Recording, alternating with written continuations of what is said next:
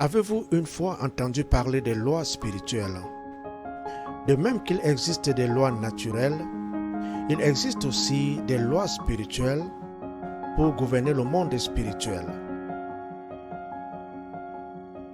Première loi, l'amour de Dieu. Dieu vous aime et il a un plan merveilleux pour votre vie. La Bible dit, car Dieu a tant aimé le monde qu'il a donné son Fils unique, afin que quiconque croit en lui ne périsse point, mais qu'il ait la vie éternelle. Jean 3, 16. Il est écrit dans Jean 10, 10, le voleur ne vient que pour dérober, égorger et détruire. Moi, c'est Jésus qui parle, je suis venu afin que les brebis aient la vie et qu'elles soient dans l'abondance. Une vie accomplie. Savez-vous pourquoi beaucoup de gens n'expérimentent pas cette vie dans l'abondance? Deuxième loi, l'homme a péché. Le péché est la transgression de la volonté de Dieu. C'est faire ce qui est contraire à ce que Dieu demande. Le péché nous sépare de Dieu. Car tous ont péché et sont privés de la gloire de Dieu. Romains 3, 23. Le salaire du péché, c'est la mort spirituelle. Romains 6, 23. Vous étiez déjà arrivé de mentir, même un tout petit peu, de prendre quelque chose qui ne vous appartenait pas, sans permission, vous avez péché. L'homme peut-il se sauver lui-même? Troisième loi, Jésus-Christ est la solution au problème de l'homme. Car c'est par la grâce que vous êtes sauvés, par le moyen de la foi. Et cela ne vient pas de vous, c'est le don de Dieu. Ce n'est point par les œuvres, afin que personne ne se glorifie. Éphésiens 2, 8 à 9. Il n'y a de salut en aucun autre, car il n'y a sous le ciel aucun autre nom qui a été donné parmi les hommes, par lequel nous devions être sauvés. Acte 4, 12. Jésus lui dit, je suis le chemin, la vérité et la vie. Nul ne vient au Père que par moi. Jean 14, 6. Que vous reste-t-il donc à faire? Quatrième loi, recevoir Jésus-Christ dans votre vie. Mais à tous ceux qui l'ont reçu, à ceux qui croient en son nom, il a donné le pouvoir de devenir enfants de Dieu, lesquels sont nés non du sang, ni de la volonté de la chair, ni de la volonté de l'homme, mais de Dieu. Jean 1, 12 à 13. Si tu confesses de ta bouche le Seigneur Jésus, et si tu crois de ton cœur que Dieu l'a ressuscité des morts, tu seras sauvé. Romains 10, 9. Celui qui croira et qui sera baptisé sera sauvé, et celui qui ne croira pas sera condamné. Marc 16, 16. Regardez les diagrammes suivants. Diagramme 1. L'homme naturel ou encore l'homme animal. L'homme naturel ou animal. Cet homme dirige lui-même sa vie.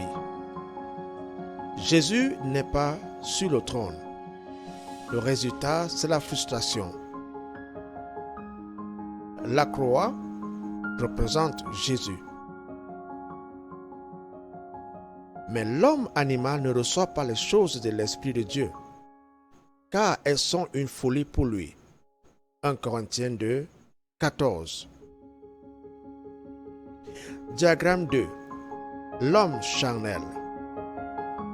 Homme charnel. Cet homme dirige encore lui-même sa vie. Jésus est dans sa vie, mais pas sur le trône.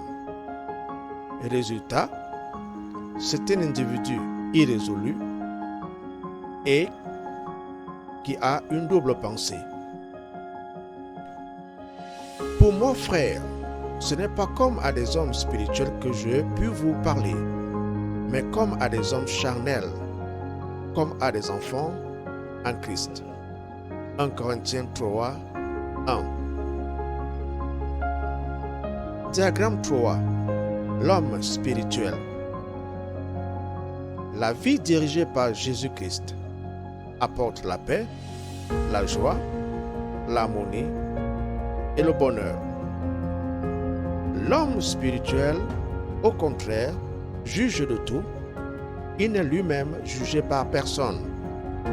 1 Corinthiens 2, 15. Mais le fruit de l'esprit, c'est l'amour, la joie, la patience, la bonté, la bénignité, la fidélité, la douceur, la tempérance. Galates 5, 22. Alors, quel diagramme représente votre vie?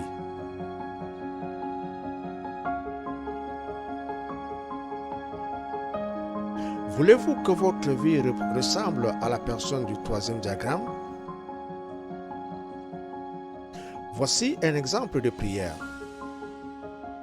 Seigneur Jésus, je reconnais avoir péché contre toi. Je te demande pardon. Je tourne le dos à tous mes péchés et t'invite dans ma vie. Sois mon Seigneur et Sauveur. Je crois que je suis ton enfant et je crois que je suis né de nouveau. Aide-moi à vivre pour toi dès aujourd'hui. Amen. Cette prière exprime-t-elle le désir de ton cœur? Qu'est-ce qui t'empêche de faire cette prière maintenant? Alors répète cette prière après moi. Seigneur Jésus, je reconnais avoir péché contre toi. Je te demande pardon. Je tourne le dos à tous mes péchés et t'invite dans ma vie. Sois mon Seigneur et Sauveur. Je crois que je suis ton enfant et je crois que je suis né de nouveau. Aide-moi à vivre pour toi dès aujourd'hui. Amen. Bienvenue dans la famille chrétienne. Ce jour représente votre anniversaire spirituel.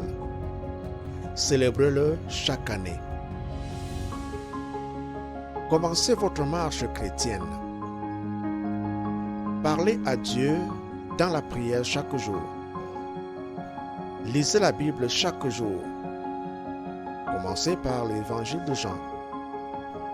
Parlez aux autres de votre salut.